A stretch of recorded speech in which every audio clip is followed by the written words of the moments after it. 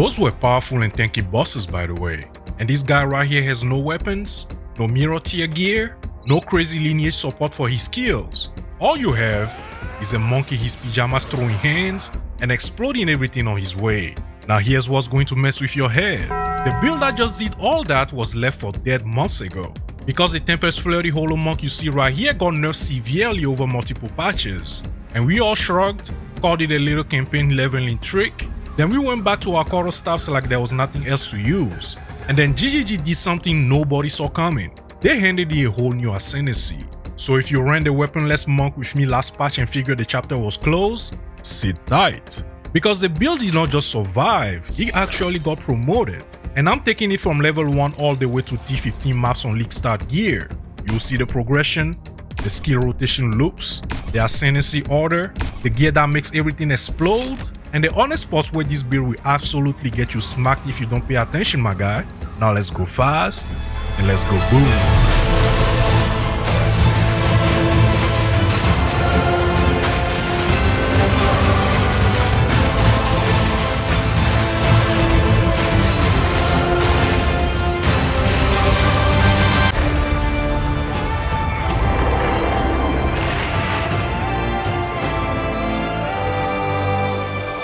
Look man, right now everybody and their grandma is running the same Whirlwind Assault or a nice track build from the same 3 guides, and they are all great builds with more damage than this one, I ain't gonna lie.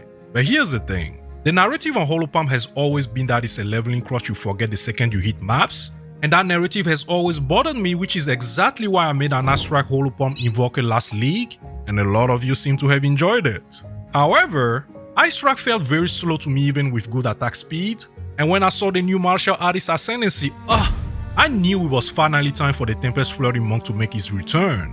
So I leaned all the way in at League Start, and what I found waiting for me was the closest thing this game has ever let me get to playing Avatar Aang on crack. You throw your weapon away, you wrap your fists, and you go pick a fight with the next pack of monsters at Demon Hunter speed, all while lightning and ice tear the whole screen apart like a storm wrapping an avalanche just hit. And the best part? You are not married to one flavor, my dude. You can run this build as pure lightning, you can run it pure cold, or you can do what I do and smash both elements together into a hybrid that hits with both. Cause why in the hell would you only have one when you can have both, eh? This is the build for the guy who just clocked out an hour ago from work and just wants to feel like an absolute speed demon without piano flasking 12 buttons at once. This ain't no build for the sweat lord grinding the leaderboard, bro. Nah, I made this for you after a long day, trying to look unfairly cool all the way through. Now let's check out exactly how this build works. So how exactly does a dude with empty hands end up keeping pace with your fully rolled quarterstaff, eh? It all rides on the Holopalm technique. Because the second both of your weapon slots are empty, your bare feet start swinging like a quarterstaff, and your skill gem levels carry your weapon damage. This means as long as you keep your skill gems leveled, you are hitting like you got a rare quarterstaff you never had to keep upgraded every few levels. Any evasion on your armor directly feeds your attack speed, and your energy shield directly feeds your crit. So that one helmet keeping you alive is the same helmet making you swing faster and crit harder. You end up stacking defense while your damage comes along for a free ride, man.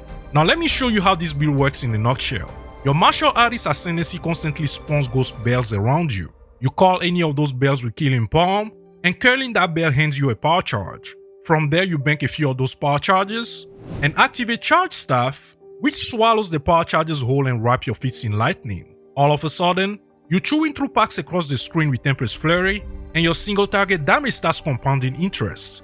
Tempest Flurry also has the benefit of moving your character forward as you swing, so once your attack speed is up, you just hold one button and start gliding through the whole map. Oh, and did I mention Killing Palm is also a mini flicker strike blinking you across the screen and executing poor little guys sitting at low health? Oh yes baby, this is how you enter the flow state. And the ghost bells from your Ascendancy are cool and all, but with Tempest Bell, you can manually drop up to 3 Giga Bells on top of any tanky targets, which builds stuns stupidly fast and cranks your single target damage to absurd levels. Now stack Gaelic Palm on top of all that, and now every single hit is kicking off explosions too.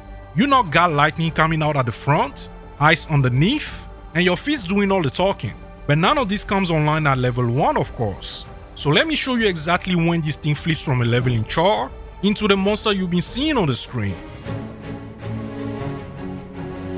Patience is the name of the game early on, cause you do not start life as a fist fighter, my brother. Well, you do, but we don't even talk about your damage at this point. You can either level up like a normal monk by leaning on your quarterstaff, and any of the skills you see on the screen right now. I personally go for a bow setup on most of my builds early on, because it lets you fight from range while dishing out an absurd amount of damage from safety. So we grab any bow with flat damage and a quiver from Renly, craft lightning arrow with your first skill gem, then go to Clearfell and look for a campsite where you can get a second skill gem for a lightning rod. I will leave a link to an article below where you can get all your skill gems and support gems for all acts. But other skills you want to unlock early are Contagion to effortlessly clear packs, Frostbomb to apply explosion on bosses making them take a lot more damage, and for your first spirit gem, you might be tempted to get Herald of Thunder. However, this becomes useless once we swap out of the bow setup, so I personally grab Herald of Ash here for big booms on kills. Now the second the game lets you grab Hollow Palm around level 14, you're gonna want to rip your weapon off and go full Pyjama Monk right there and then. But you really don't want to do that, chief. See, with no skill levels and no gear behind your Hollow Palm that early, your bare fist hits softer than a halfway decent bow. Which means if you were to swap to Hollow Palm at level 14, you're gonna be doing absolute dog water damage all the way through the mana leading to Count Geonor, and ride the whole build off before you even got a shot, when you really just jumped the gun too early. So hold up, grab a Warden Bow as early as level 11 to boost your damage, bank a few more levels and a couple of gear upgrades first, keep leveling with your bow until the start of Act 2, and then make the swap. Because at this moment, you can finally dash into packs with Staggering Palm, which gives you a buff that lets you shoot projectiles off your fist whenever you use Tempest Flurry. This is when the build starts taking shape. Now once you've made this jump, the thing nobody warns you about loud enough is your survivability. See, for the rest of the campaign your damage is fine, but you are squishy as f***. You ain't got no evasion or deflect yet to soak any big hit, and one fire slam is gonna fold you in half in a blink. So you wanna play smart, play like a slippery little gremlin, keep moving, keep dodging, and above all else, keep your gear current. And then once you unlock your first Ascendancy to grab Hollow Focus, like ideally before fighting Gemara, this is where the fun actually begins. See, by the time you start Act 3, you should be able to unlock Charge Staff and Killing Palm. Thanks to the Hollow Focus technique you unlocked through your Ascendancy earlier, Ghost Bells start appearing around you which you can use Killing Palm on to grab power charges. Then activate the very badass looking Charge Staff, and now the build you've been nursing through 2.5 acts now finally grabs the wheel. Monster packs that used to take a couple of seconds start bursting from clear across the screen. Your single target damage jumps through the roof whenever you drop Tempest Bell on anything tanky, and it straight up feels like you just level a brand new character. The second power boost you get from this build is from your second Ascendancy, where you unlock Hollow Resonance. This node permanently attaches a bell on your back, which is going to resonate whenever you crit, and it also builds an absurd amount of stun. This is how you keep bosses stun lock and burst their health bar into piñatas before they can recover. From here on out, you just keep leveling through the rest of the campaign, keep your skill gem levels as high as you can since that directly translates into damage for you, and keep your gear in check so you don't fall flat whenever anything sneezes at you. Now that you've punched through the last act and the campaign is in the rear view, time to step into the Atlas. This is the stretch where the build starts feeling straight up disrespectful, because around level 65 or so, the real gear walks in. The first piece and the one that changes everything is a pair of gloves called Thunder Fist. On their own, they are tailor-made for the Hollow Palm, adding a nice chunk of lightning damage, and even giving you an entirely new Crackling Palm skill to boost. Sounds dope for this build already, right? But the second you got Way of the Stone Fist allocated from your third Ascendancy, that node reaches directly into Thunder Fist, and turns the Crackling Palm skill into a brand new skill called Gaily Palm. And now, those same gloves that used to do lightning damage are now pumping cold damage, slapping freezes onto everything, and this is also when you drop Herald of Ash for Herald of Ice, which triggers cold explosions on every single mob you kill. At this point, your gloves literally start feeling like they just morphed into a war crime. That's the moment the hybrid element playstyle clicks all the way into place, baby. Lightning out front, cold explosions on your back, and your whole screen turns into an electrifying ice finale. Now if survival has been rough on you, grab Way of the Mountain on your third Ascendancy instead, so that whenever you haven't stunned anything, which happen constantly with our staggering palm in our belts by the way, you take less damage while dishing out more damage yourself. So Stonefist in that case becomes your 4th Ascendancy and unlocks your glove's true hidden potential. If you've been comfortable up until now though, take Stonefist as your 3rd Ascendancy for the Gale Palm Spike as I told you earlier, then close out your Ascendancy nose with the Way of the Mountain. Your 2nd essential gear piece chase for this build is the Eventide Petals Amulet. This baby loads you up on crit and scatters ice crystals that shatter the second anything brushes them. This is how you erase big packs inside the glitter bomb of Frost and Thunder. It even works against bosses for absurd added damage. Now if those 2 uniques are outside your budget, don't sweat it my brother. A rare pair of gloves and a rare amulet with plus levels or melee skills will actually push more raw damage than these uniques do, I ain't gonna pretend otherwise. What you give up in return though is the cold explosions, which to be completely honest is the whole reason I love playing this build in the first place. They are simply too addictive man, but if you rather have the big numbers than the fireworks, you do you bruh, choice is yours. Now here is a tip that will save you a headache in boss fights. You see those gorgeous ice flower crystals that look so good when they explode? They will absolutely bury your screen in clutter in the boss fight, right when you need to read what the boss is about to do next. And here is what happens when you get thirsty and can't see shit. Yeah, those ice flowers ain't so pretty anymore, are they? So what you can do for boss fights instead is to pack a juiced up amulet with crits and plus melee levels on the side, swap it in for bosses, and only run Eventide for mapping. I mean, I don't personally do this because, those explosions man, can't live without them. But then again, you do you bruh. Oh, one last thing before you go anointing that amulet, because the game never explains this clearly. The anoint I run for this build is Overwhelming Strikes, but the whole anointing system has changed this patch, and you cannot anoint any amulet until you finish a quest called Strange Reflection. You grab this quest from Elder Maddox at the Widow Willow, and he asks you to beat 5 Delirious map bosses. What he conveniently won't tell you though, is what counts as a Delirious map boss, and cracking that puzzle ate way too much of my night when it turned out to be so much easier. You don't even need to use Delirium tablets to do this man. Just drop into any of the maps surrounding the Widow Willow, activate the Delirium event already waiting for you at the beginning of the zone, follow the fog into the boss room, kill the boss while Delirium is still active, and there you go. Now you just need to do this 5 times, go back to Elder Maddox, and you can finally anoint freely. Don't be me and touch an entire evening on that one, chief. Alright, gear is sorted, Ascendancy is done, you smashing faces through the Atlas, working your way to T15 maps. But where does this thing pop off and where does it get the reality check, hey? Let me show you both. Let me paint you a clear picture on the way through a map real quick.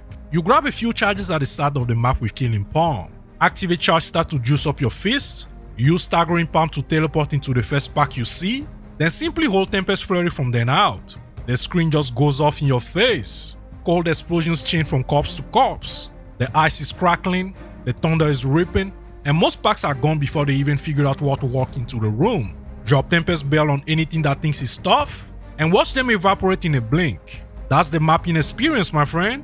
Go fast, go boom, remember? Even the bosses fold right alongside the trash. You start those boss fights by collecting power charges with Killing Palm while they're busy talking to themselves.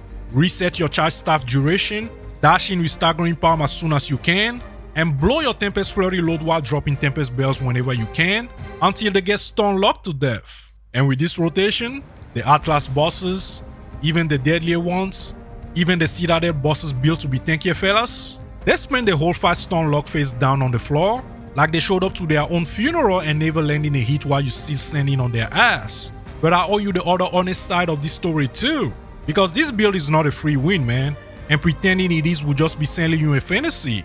This build struggles in Delirium maps where monsters are caked in elemental resistance, and it straight up hates map modifiers that make packs evasive or stun resistant. And on the League Star gear, before you clean up your passive 3-up, you are a glass cannon, and in my experience, I was dying to exactly 2 things. The one-shots I never saw coming because of the ice explosions, and my own greed when I forget to dodge cause I'm having too much fun to remember I'm squishy. The death that still haunts me to this day was the Citadel version of Count Geonor. I had this motherfucker on a chokehold, man. I had him a sliver away from dead, and he wound up an attack I physically could not see through my own ice crystals lighting the whole screen up, and I hit the floor right before getting the kill. Now mind you, I only had 1 copy of that map and no gold to buy another, so I had to bounce down a few levels to find my way back up to him. Remember that boss swap amulet trick I told you about earlier? Yeah, this is the dev that taught me that. And then there's the Arbiter of Ash. I walk into that fight cocky, overconfident, because everything up until this point has been folding over for me. But damn, the gimmicks of that fight? Sheesh! I was this close from launching my keyboard across the room. The damaged windows were razor thin, my dude. Miss the burst windows. Get greedy and forget to get to safety. Step 1 inch out of these stupid circles. Dodge a little further than you should have. Kasongo, yeah. Hell! What the fuck? Even standing in a safe spot was not enough to save me. I finally put him down once he decided to stand still just long enough for me to unload everything I had on him. And the reason why I'm telling you all of this is so you have reasonable expectations when walking into Pinnacle content unprepared. This build still has quite a few upgrades to go, like juicy lineage support gems, better gear upgrades in general for tankiness and more damage, more passive nodes to unlock more gems linked to add more power. So I will definitely be investing more into this build and post updates in the written guide as I go. Maybe I'll even make an updated build guide once I'm in the Giga endgame. If that's of any interest to you, sound off in the comments to let me know. Now here comes the biggest question some of you probably had in mind ever since this video started. Will this thing still be standing after the next patch? Any build in any ARPG has a shelf life, you already know that? So let me give you my honest read on this. What you've been watching this entire video is already the nerf version of this build. This ain't no duct tape exploit sitting in the fire line of the next hotfix, bro. It is simply a tune skill on a tune Ascendancy. The martial artist is also brand new, so could they tweak this down the line?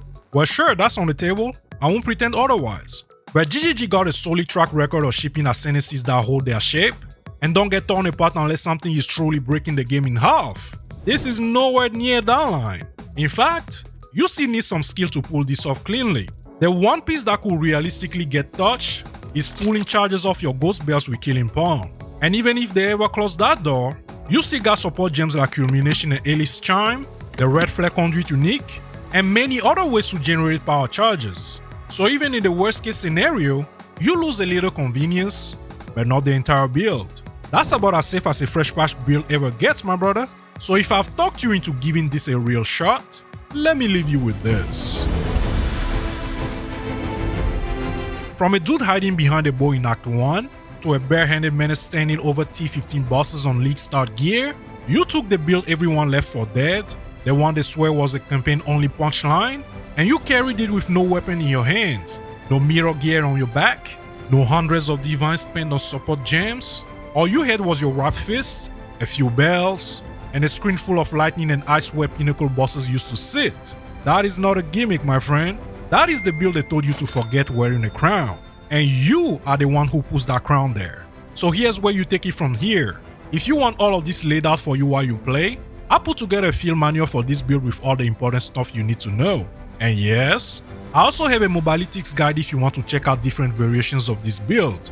And if you'd rather run it shoulder to shoulder with folks like myself in real time, come hang in the dojo, my boy. That's our community Discord. Oh, and one last thing before you wander off. Remember that Ice Track Hollow Palm I told you about at the start? The one that ended up feeling too slow for me? If Pure Frost is your speed, and you wanna watch the whole screen lock in solid ice, that's the exact build video sitting right here on the screen for you. Same fist, different flavor. Now go wrap your fist in lightning, go fast, go boom, and until I catch you standing over your own dead Citadel boss, stay stylish, stay untouchable, and may your crits always be juicy. There you.